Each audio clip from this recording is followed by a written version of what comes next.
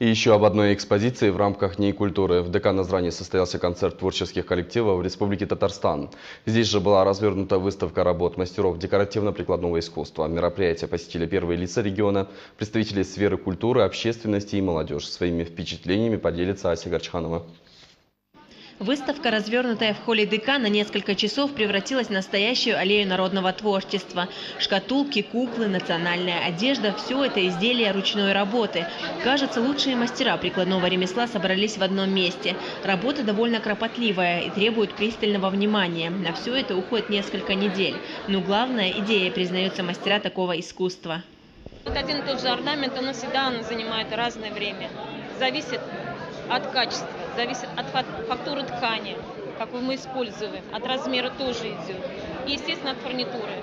Если хорошая фурнитура, оно и ложится красиво, хорошо, и работать легко. На сегодняшний день я уже достойно могу сказать честно, представляю Республику Татарстан в разных регионах, совмещая сегодняшние материалы, новые технологии со старинными вышивками, с вышивками из прошлого века, с материалами нынешнего. По соседству с Светланой расположились еще несколько точек с изделиями народного ремесла. На суд зрителя были выставлены работы многих мастеров. Желающие могли приобрести оригинальные самобытные изделия татарского народа. Для нашей съемочной группы с большим удовольствием провели мастер-класс, где оказалось много нюансов. Продукция умельцев обещает стать визитной карточкой республики.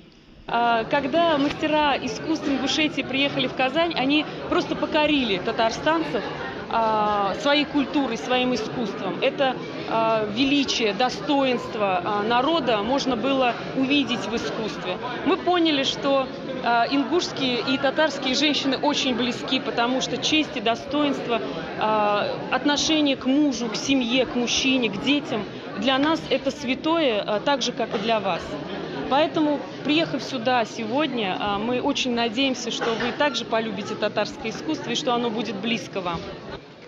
Экскурсию на ярмарке провели и почетным гостям. Глава республики выразил благодарственные слова в адрес представителей братского народа. Далее зрители могли посмотреть насыщенный различными номерами концерт. Восторг и впечатления невозможно передать словами, признаются все, кто присутствовал на сегодняшнем вечере.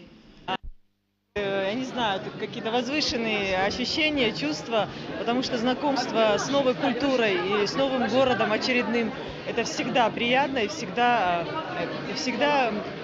получаешь такие эмоции, которые невозможно передать, мне кажется.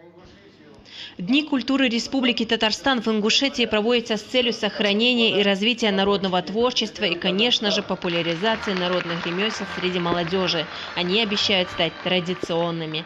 Ася Горчханова, Исмаил Сагов, Даниил Гатагажев. Вести Ингушетия.